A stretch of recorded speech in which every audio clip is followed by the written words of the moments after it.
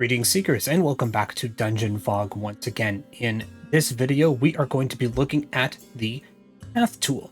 Now, the Path tool is a tool that you can utilize to lay out walkways and paths, as the name of the tool suggests, for your adventurers, as well as creating and delineating areas where characters may not be able to travel as well, depending on the type of texture that you use. So we're going to be looking at how to create a standard path and how that will interact once you have it placed down on the map itself. Without further ado, let's jump into the Path tool. As with the shape and brush tools, the Path tool allows you to first select a texture.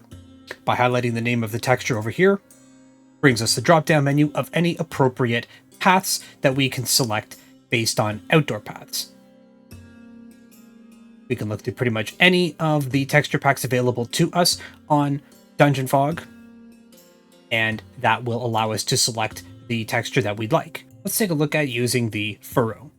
So as soon as we select our texture, we are able to come over here and actually start placing that down on the map, and we're going to use the front door of the lodge that we've been working on as sort of the starting point for where this path is going to fall. And as soon as we press and hold the left mouse button, we can start seeing that pathing trace tool appear on the editor. We're just going to start slowly stretching it out. As we pass along the path, the texture creates these points along the map. And these are basically points that we can use to manipulate the shape of the path as we are drawing it out. We're just going to run along up here, and we'll have it stop about there for now. All right, so we could continue on if we wanted to. We're not going to. We're going to come over here, we're going to select End Editing. That creates our path right there. Once we select Edit Path, we would be able to go back and continue placing points along the path that we've just drawn. Otherwise, we can go into some other key features of the Path tool itself, starting with the texture itself. Now we've already selected our texture type, but we can change its smoothness. Now the smoothness is based on a percentage, and this operates kind of the same way that the softness would under the brush tool.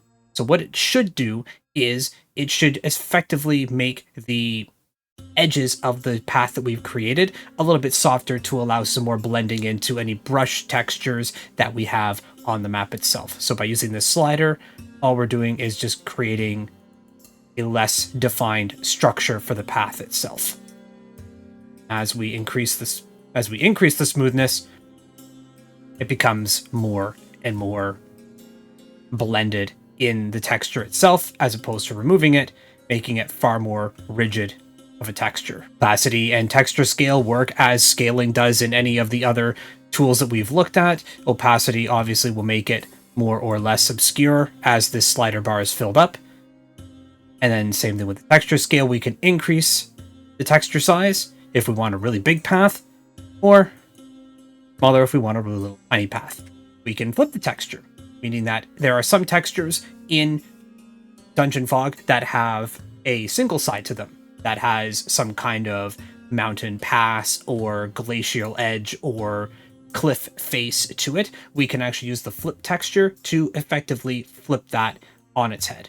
Now, because we have a texture here that is identical on both sides, flipping the texture will work, but it's not really going to give you a clear indication as to what that really will look like. So we'll flip the texture anyway. And you can see it does change it, but because both sides look relatively similar, the flip texture doesn't really impact this path that we've created too much. As with any asset or texture on the map, we can obviously change its color using the same principles as the brush or asset or any other tools that allow you to change colors.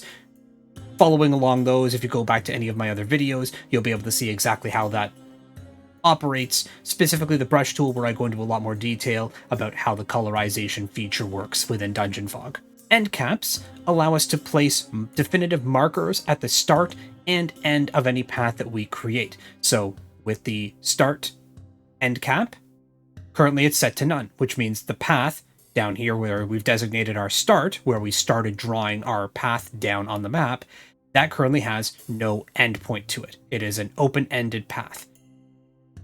We, however, can change that to shrink, which means now the path will actually begin to shrink down as its distance is increased. So right now the distance is set to 40%. If we increase that distance, suddenly the path begins to shrink further and further along the path that we've drawn, as we're essentially telling DungeonFog that we want this path to go off into the distance, but we want it to go off to the distance much sooner. Rather, we have it set to 0%, in which case it won't do anything. If we had it fade, that just means that the end cap of the start section for the path that we've drawn will have inherent opacity placed on it. So almost to suggest that the path would continue, but it goes off into the distance beyond any kind of visible or useful scope of the map that we're working on. We can also change that distance as well. As we increase the distance, we can see that opacity gets forced onto more and more of the shape that we have drawn.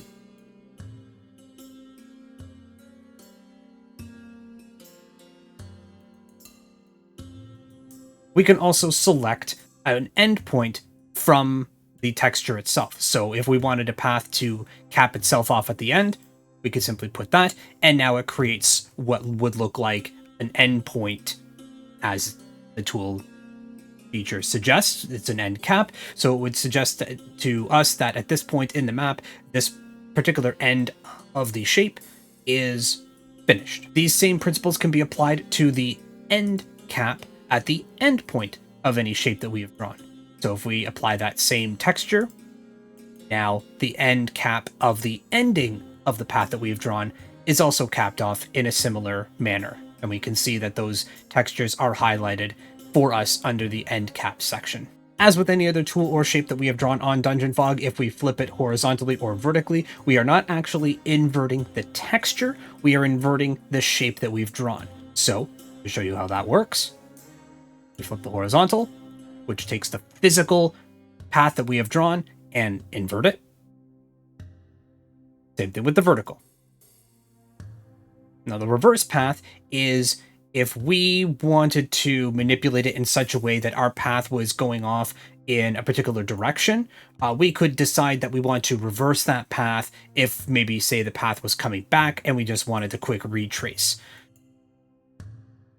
All that does is that just takes your end point and your start point and inverts them. To give you a better sense of what that looks like, I have now just changed the end cap at the end point to shrink. If I reverse the path, we can now see that it takes the end point and actually makes it our start point instead. As I've explained on several times, the arranging allows us to decide which layer of the map this particular shape and path will sit on. This will be covered in a later video, but we can change that height within the layer if we wanted. Gem Tools allows us to conceal any path that we've created, as well as delineating it as being trapped or not trapped, and these follow the same rules as with the brush, the shape, and any other thing that allows you to conceal or trap an object that you've either created or placed on the map. They follow the exact same principles, either making it slightly opaque or highlighting it in red to indicate that it is trapped to the GM. Same thing with any brush or shape that we've created on the map. Any path that you put down on the map cannot be a light emitter, but it can be a light receiver. And I would ask that you refer back to the dynamic lighting video that goes into more detail about how the different light receiver properties interact. One last note on the path tool as well. I did mention earlier that when we draw a path onto DungeonFog's map editor, it creates predetermined points along the path. When we're editing our path, we can actually hover over any of these points that we want and actually begin manipulating that structure and layout. So I just extended the path down leading to the front of the doorway here. I can also grab any point along here and begin stretching it out. And the path will actually dynamically begin to alter itself as I'm pulling each endpoint on its way, allowing you to create something that is very straight and that you can manipulate it at your leisure later on, in case you wanted to create something that has a lot of bends and flow to it that might not look quite as rigid, perhaps, as maybe this path structure that I've laid down in. And that's it, Seekers. That's going to do it for this episode of DungeonFog. I thank you very much for watching. If you're not subbed to the channel, you can always hit the sub button down below. I would greatly appreciate that. You can also hit the bell icon to be notified of any new videos once they get uploaded. If you're not following me over on my Twitch page, you can go to twitch.tv/EsquireVT, where I go live once a week with a variety of content over there. So I appreciate the support on any of the socials, which are also linked down in the description below, as well as where you can make your own free account of DungeonFog. Thank you again. Could not do this without your support. Much appreciated, and I will see you all in the next video.